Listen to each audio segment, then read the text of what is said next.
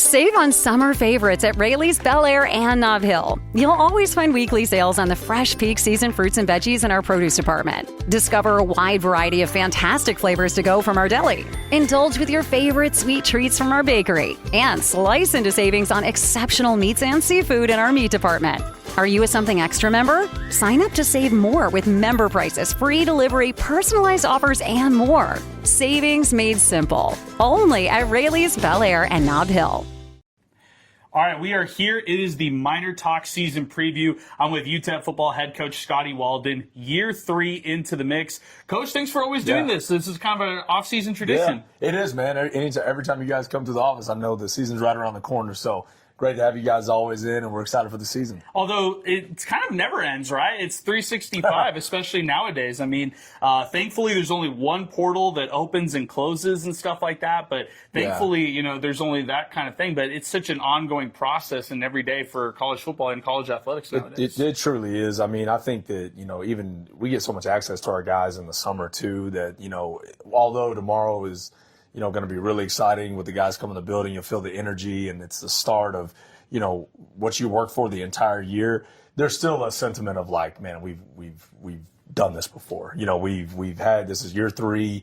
The terminology is very consistent, although, you know, we made a lot of adaptations. But, you know, the guys, I think, had an amazing summer, had an amazing spring, and we got so many reps in summer. So I'm really excited about that, and I think there's going to be just a kind of a stable, you know, clear, exciting vibe, you know, in the air when the guys show up and get ready to go through phase 5. You're somebody who comes to UTEP here in year 3, 5-19. You don't shy away from it, and you talked about a lot over the offseason that the recruiting's there, the excitement is there at UTEP. It's just the results that you want to continue to provide for the Miners. But how do you kind of look at 2026? Yeah, no, I mean, no, 100% hit the nail on the head. You know, I own the record 100%, and I truly believe and know that, man, our guys every single day are, you know, are hitting the metrics that we want to see. And the main metric left is, and the only metric that matters, the biggest metric is the wins and the losses, right? And so we got to get that corrected, and that falls on me, and that falls on our staff, and falls on execution. But this is the most excited I've been about a team in a long time, you know, because the leadership's there, the depth's there, the talent. You know, obviously fall camp is going to be critical that we stay healthy. You know, that's going to be, I think one of the biggest challenges I have is, you know, getting a team ready to play, toughness, physicality, all the things that you have to be successful in the game of football. But, you know, also finding, you know, being smart, you know, taking care of them in a sense of like trying to make sure that we're healthy going into Norman, Oklahoma, and going into the season, you know, healthy. But this is the most excited, Adrian, I've ever been for our team since we've been here. The player-driven leadership from guys like Jaden Wilson, Garrett Hawkins, I mean, Xavier Smith. I mean, you go down the list. I could name you 20 guys that are doing such a great job of that. You know, it's going to be really fun and exciting, but no, 100% on the record. And we feel like we have, from academics, from you name it, you know, we feel like we have achieved and broken records and done things that haven't been done here before. And that's what we set out to do, is we want to do stuff that's never been done, but now it's time to flip that scoreboard. And I know our team is fully ready to do that. And even last year, you think about 17 players in your 2 deep going down with injuries and things like that. I mean, it's not an excuse. It's and I don't think you've ever used it as an excuse. But I also would say, what do you do to try to make sure that the health is kind of, you know, it stays atop your mind, and make sure that you could, you know, what can you do to avoid some of those injuries? I know some of those times injuries are unavoidable, especially when you hit a number like that. I get that question all the time. And, you know, number one, to answer your question, it's the hardest thing I'm dealing with right now is that give and take. But I think, you know, even just things where, you know, the way we structure practice to make it flow to where we're, you know, time on the field is more efficient. I think the biggest thing we've created in our program since the first year is just efficiency and how we operate, and that's, you know, refining your standards and refining your vision and making sure that, you know, we're making small, you know, incremental adjustments to be more efficient with our time on the field and our time with the guys. And so I want to do better, you know, as a head coach of, you know, hey, like if I got a team meeting or I got a message, like I'm pounding that, let's go, and then let's go to work, as opposed to, you know, maybe dragging something out. You know what I mean? Because our kids know. That's the cool part about year 3. Like, our guys know the standard. Like they know the vision, they know the standard, and God, they the standard is real in our program. They enforce it. They fight for it. I mean, I can't tell you how many things have gone on the field or during summer workouts, and it gets handled by the players, and I don't even know about it, because there's no need to know about it. Like, these guys are on top of it. So now we can really focus on what matters. But, just in regards to, the health, I get that question all the time about, did these injuries happen in the Sun Bowl, Glory Field, away games, practice? The truth is, man, when you look at the data, it is literally scattered. I mean, heck, we lost Allen Gant in pregame last year against UL Monroe. It's just things that, it never happened. And I appreciate you bringing that up, because I do not use injuries as an excuse for losing games. It is a variable that can hurt you, if you hit that bug. And unfortunately, we hit that bug last year, but we've been doing everything in our power to make sure that our guys are as healthy and as ready as possible. Dalton Elliott, our new string coach, has done a fantastic job. I've been really impressed with where our guys are at after the summer. So, we feel we are in the best health we've ever been going into fall camp. You're extremely positive when it comes to UTEP making this move to the Mountain West, and things like facility upgrades have already been implemented, fundraising has already been implemented, and it was necessary because UTEP forfeited some of their revenue sharing that they had with Conference USA, and then even the first year of the Mountain West not getting the full complement. But where is UTEP at in terms of that revenue sharing? And I'm sure for you've been as hands-on as it is to encourage the donor base and the fans to come out and support, and they've done a good job, to your point, of coming along board and helping out the program. Yeah, Adrian, they've done a great job, and I'll be the first, and I'll say it over and over again. Like, there is no better support, better people than the people at the 915, and I mean that with all my heart and soul. The people always ask, what's the main thing in recruiting? You tell people about UTEP, Wild Paso. It's the people. I mean, after our first 2 years, and the I think the mindset early on was, we're not going to invest until we see the results. And then I think pretty soon, and I appreciate like our donor base hearing me and our administration pushing, is like pretty soon it started to kind of become a reality that, hey, like we're going to have to invest in order to have a chance to get the results that we're seeking, right? And that's hard, man. That's hard for people to put their hard-earned money up. But I think that we have such a loyal donor base that wants to see this place succeed, and they believe in the vision and where this place is headed. And I cannot thank them enough for stepping up with. We raised $3 million this past spring to ensure our financial future, of where we're going. Like, to put it tangibly for you, this will be the first time in our tenure here where we already know how much money we will have for retention and acquisition going into January. So I think about like going into January the past 2 years, and man, we're just, okay, this guy needs this, and we're just flying by the seat of our pants, doing the best we can, and due to donor support, and then another element of this, as you mentioned, is the move to the Mountain West, which obviously the reigniting the rivalries, like it's going to be so fun to get our fan base back engaged because of those rivalries and the regional footprint. We all know the reasons why it makes sense, but the other thing in this day and age of college football of why it makes the most sense is that it forces us to get to a level of revenue sharing, NIL distribution, nutrition budget, recruiting budget that a modern day, G5 program needs to be at to compete at a high level. And I think our administration has done a fantastic job of pushing that envelope, and they're going to keep pushing.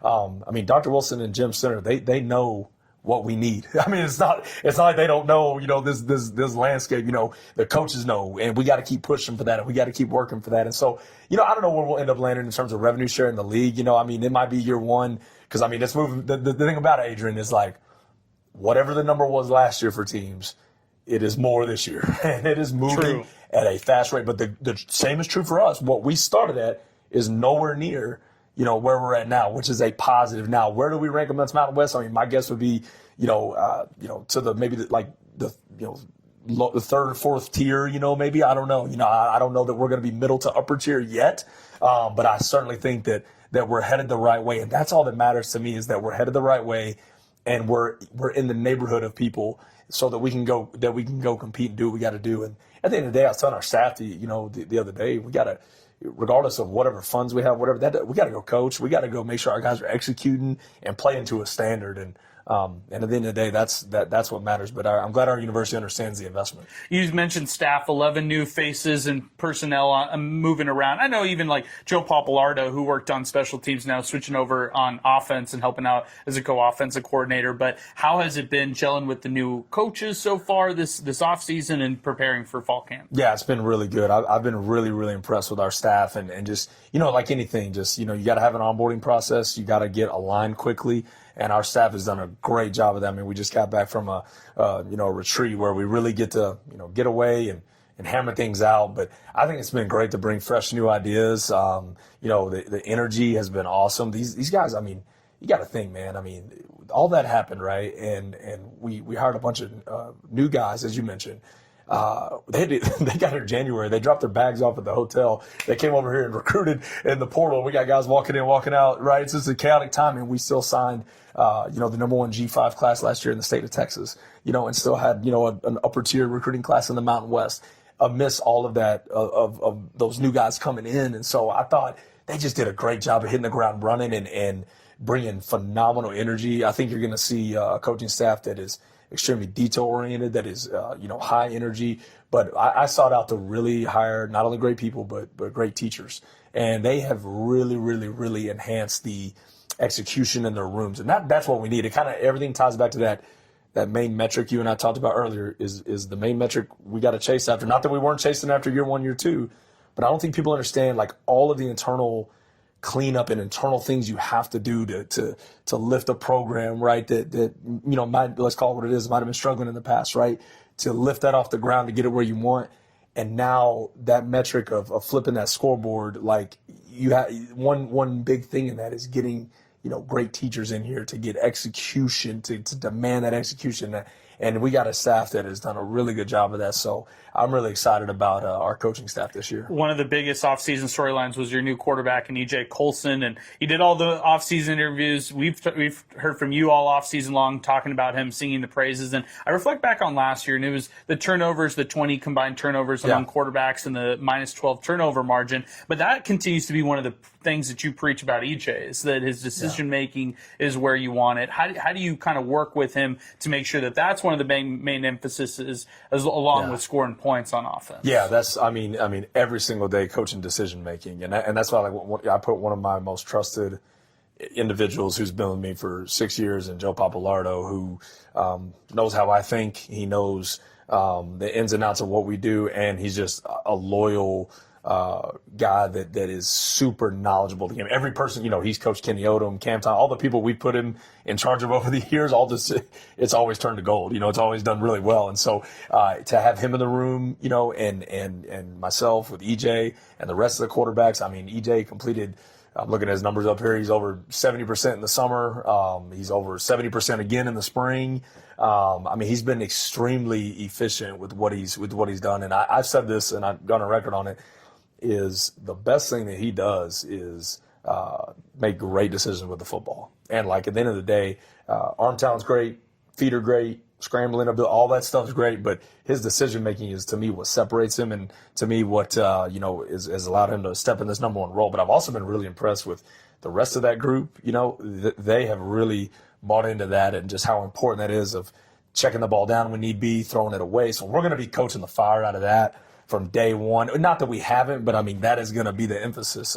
But also too, what we've identified with our offense is when you have 20 interceptions, everybody thinks as, hey, that was just terrible quarterback play. And while yes, like no question, there are plays there, but it always starts somewhere, and it always starts with what kind of havoc are you giving up on your quarterback to force him to scramble to make these decisions, receiver execution, but the list goes on. And so, you have to make sure the whole offense understands that this is not just a QB issue. This is an entire offense issue, making sure that we are all executing and giving that guy time to make the appropriate reads, and then people being in the right spot at the right time. And this is the best I've seen our offense this past summer and late in the spring. You could start to see it, of just guys playing free and fast and executing, and understanding that, and the complexity, the things we were adding, that, again, like we've taken that away. It's just all about execution, and making sure that we are just going all in on what we do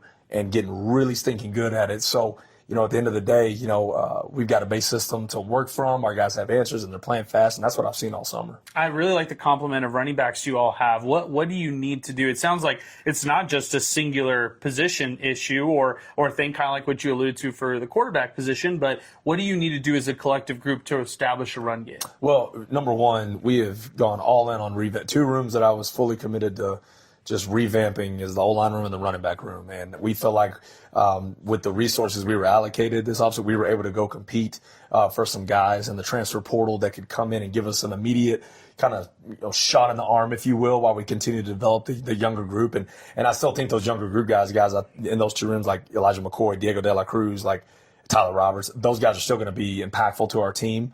But we were able to go out and I look at not only our O-line, but I look at that running back room and they take the field and I'm like, wow, like top to bottom, that might be the most flip room in the program. I mean, just the 6 guys we have in there, I think you could play with any of them. And when you look at the O-line group, when I tell you the depth there and the talent there and the experience there is just different from top to bottom, that I'm really excited about that group. And so, number one, it started with that. Number 2, it started with really narrowing in the system to this is what we are going to hang our hat on, and we are going to work on answers in it, technique in it, and then we're gonna rock and roll. You know what I'm saying? So I'm really excited about those 2 groups and the personnel there. And I want to see one of those younger guys blossom on that offensive front. Like we saw bits and pieces of it in spring. I mean, whether it was Preston Perkins or whether it was Maddox Hubert, whether it was Tyler Roberts, who you just mentioned, who's a behemoth of an athlete. You see him, and he's one of the tallest guys you've ever seen step foot on a football field. Mm-hmm. When you hit on one of those guys, and then you already have the transfer portal acquisitions you have on that offensive front, it just makes it to where that offense could truly be deep on that line. And it happens where you have attrition, you have guys go in and out, or you have just rotation on that offensive front. But how can you hit on some of those younger guys and then mold it with some of the new players who you've acquired through the transfer portal? Yeah, you gotta continue. We're a developmental program. And I say that all the time, and I say that in a positive way. Like, we're here to develop people and players, and that's even if we get a transfer for 6 months. Our job is to make him better when he came in our program than when he graduates. And so we got to continue to invest in the development of those young guys, which all those guys you just mentioned, from Perkins to Tyler to Maddox, they've all gotten bigger, better, stronger. Like, they're developing, and now. If they compete and they win the job, like, heck yeah, they beat out a transfer guy we brought in or whatever. Like, the best players are going to play. I don't care if it's a kid who came from Texas or a kid that came from a D3 school down here, a high school over here, wherever. Like, the best players play. And what has been done, though, in that O-line room and running back room that leads to the best development you could ask for, the one thing that always creates that is competition. Like, if I'm in a room and I know that I'm the guy, I can be complacent. And I think there's been times, again, our past 2 years here, where it's like they can look around the room and kids are smart and they can say, you know what, like, I think I'm the dude. Like, it's pretty obvious. You can go in those 2 rooms right now, and man, it's a dogfight every day. So I think competition brings out the best in people, and competition brings the best out in programs. And we got to be, every drill that we do in practice is going to be competition oriented, just like it always has been. But it's going to be amplified because you got some really good players in each room, especially those 2 rooms. So I think it's going to be fun to watch that play out. Now, when it comes to the O-line and the running backs, that seems shored up. Let's talk skill position players. This is a group where you get back a lot of guys. Cash Cheeks, Jaden Smith, who we're excited to watch play a full season healthy. And you look at a guy like Cam Thomas, all these guys back into the fold. But then you bring in new players, Carver Cheeks, Cash's brother. You're bringing in younger guys like Raphael Campbell, and you're bringing in so many Royal Capel into the system, and so on and so forth. Where is the skill position players out right now in your eyes, where you use these guys all over the field, whether they're taking snaps at running back, whether they're catching passes out of the backfield or in space. Where are you at right now in your skill position guys? I'll tell you, I feel it's the deepest we've ever been. All those guys you just mentioned are going to play a critical role. And I just think whenever, we go back to the injury thing, and you get guys like Cam Thomas back, Jaden Smith back, Allen Gant back, Chase Biddle back, and I go through the whole list. But those guys, Cash Cheeks, Judah Izinwa, I mean, at tight end last year, our top 2 guys go down, and you have to start moving positions. I just, I can't tell you what a spark that has brought back to our team. And to put it in like kind of a, just to put it in your mind is, we do our minor teams in the offseason where each, we pick captains, they draft a team, compete for points, where they go to a volleyball game, they go to a softball game, they go, to soccer, wherever, they can earn points for their team. Well, we do 5 on defense, 5 on offense. And when you look at the 5 Blue Blaze captains, when we picked them, we were like, wait a second, there was a common denominator. Essentially none of them contributed to play for us last year.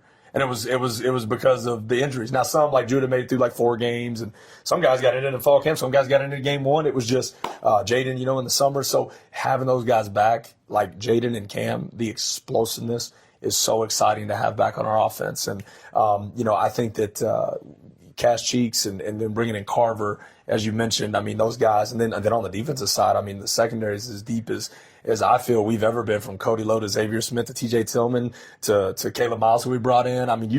You go to the list. So in totality as a team, I feel much deeper than we ever have been, but especially those skill positions. Yeah, let's talk about, I was going to jump into the defense, but you led off with the secondary. This is the best secondary maybe I've seen in a decade from UTEP, just on paper. And you think about the safeties. You have an experienced guy in Xavier Smith who's been with you for a while now. And then you also pair him along with a rising up-and-comer in Alan Gann, who's fully healthy. Yes. And then you think about some of the other guys that you just mentioned, Justin Content, TJ Tillman, Miles. You also think about Cody Lowe. Like, this secondary right here is built for what is ahead, the Mountain West, and a schedule where you're going to face quarterbacks who are on a much different level than previous years. And it's more important than ever because, and I talked about this at the media days, is the variation of play style in the Mountain West of Air Force running the option, North Dakota State running, A-gap power out of 22 personnel. Then you're going to play San Jose, Hawaii, who are going to throw it every play, So you got to have depth. And, in my experiences, the places I've been and the programs we built, like, when you start to get around year 3, you're starting to build that depth, where it's like, okay, your threes could go out and play. And I feel like, that's really what I want to see. I don't want to crown that yet. And I know you said this is the best secondary you've seen in a decade. We'll make them earn that first. Yeah, right? I want to make them earn that, but I'm with you. But for me, that's something I really, because I feel on paper and what I've seen, that the depth back there at DB, but in totality in our team, is where I feel like we could potentially push to 3 deep in a lot of areas. And I'm anxious to see if that really plays out in pads in fall camp, and we can go utilize our depth better, because that's been a challenge as we've built our roster the first 2 years. But I'm excited. This is the best we've ever been depth wise. But that secondary adds a blend of experience and talent that I'm really excited about. Cody Lowe, I think, is poised for a breakout year. And then you look at our corners. I know you mentioned Xavier. He's the mainstay, man. For him to continue, again, getting him back, Coker back, Content back, Cody, Jaden Wilson, we had to fight like heck to prevent them from getting in the transfer portal, with people wanting them. And, obviously TJ Tillman, Caleb Miles, Deuce Thompson's a young player that's come in and really, as a freshman, really showed a lot. And so that secondary is really, really multiple when you get down to the nitty gritty. And Donovan Howard and Esteban Guillory, 2 guys that they come in and they got so much experience. Yeah, man, they had him and those guys and Xavier back there with Cody and the experience. We feel really, really solid about that depth. Yeah, and now let's go to the D-line, where you reference Coker, but you also think about some other guys who are up and coming as well. Echo Taylor, Shaq Bowser, like those 2 guys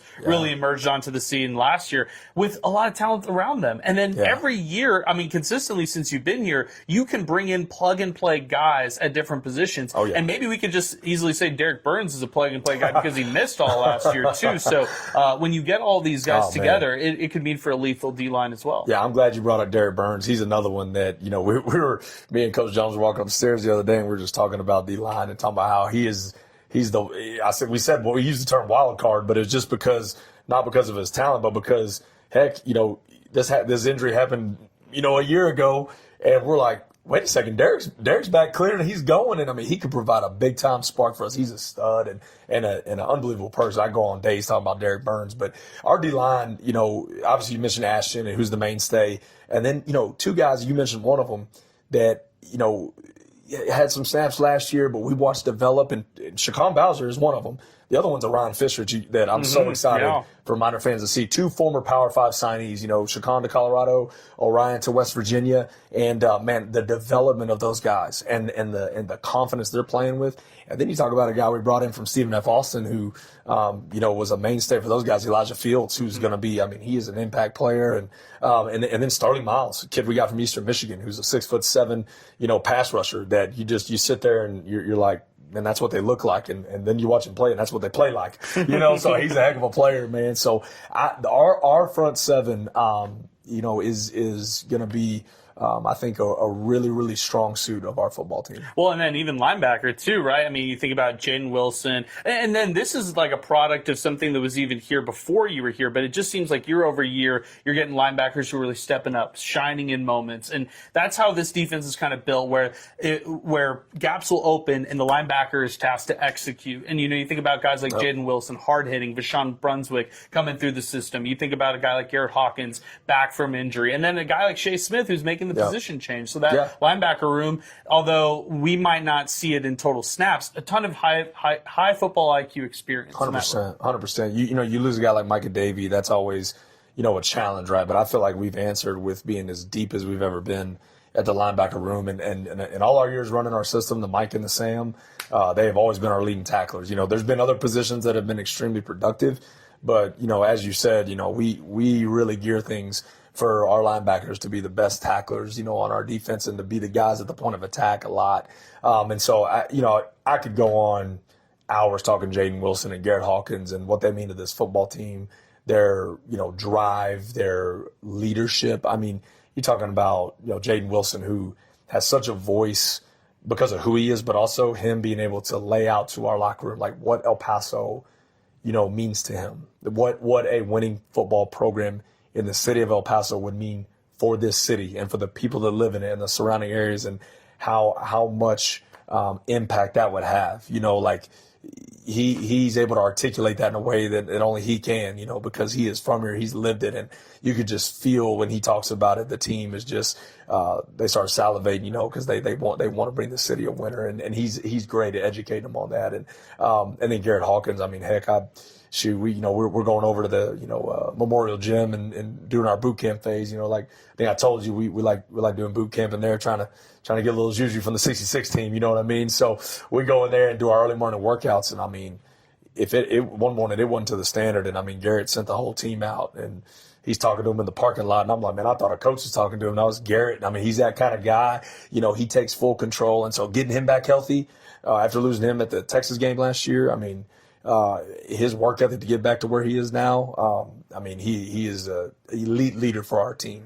We're out of time for this podcast here, Coach. But I have one more question. We'll talk. We'll talk special teams, all sorts of fall camp. Plenty of time. We have plenty of time to do this in the coming weeks. But I do want to ask you your message to fans who are real excited about this season. Who they have the thoughts of last year and the year before in the back of their minds, but understand this is a new team, a whole new conference. What's your message to fans as they get ready, as you all get ready for this year? Yeah, biggest thing is we need your support. There's going to be zero excuses made for last year or the year before. All I can tell you is that we have worked tirelessly around the clock, to build this program into something special for you. And we need you there, and we need your support. And we're not going to stop fighting. We got a group of kids that love this city. We love this city, and we're fighting. And we know that's sometimes words on camera, but execution is what matters. And we are seeking that execution every day. And you're going to see a team that's going to play extremely hard and represent that pickaxe with everything they got in the Sun Bowl. But we can't do it without you. And thank you to our loyal supporters that have stepped up in an amazing way from a donor standpoint, but just buying a ticket and bringing your families to the games makes an enormous impact in putting fans, in the stands. And sometimes in life we got to walk by faith and not by sight. Sometimes you got to show up and have that faith before you see it. And I promise you, when that tide turns, we're going to remember those that had that faith. So we're really excited to represent the UTEP Miners and everything we do, and excited for the season. Thanks, Coach. Really appreciate it. Yeah, thanks. Picks up, guys. Appreciate you. The greatest play of the generation is coming to San Francisco. Hello? Hello? It's one of the best comedies in years. I need to get through the curtain, please. And a multi-Tony award-winning show. Please, the audience needs me. There's funny. There's very funny. And then there's Oh, Mary. Cola Scola's Oh, Mary. At the Curran Theater. Where are we? From October 13th through November 1st. Get tickets at us.atgtickets.com.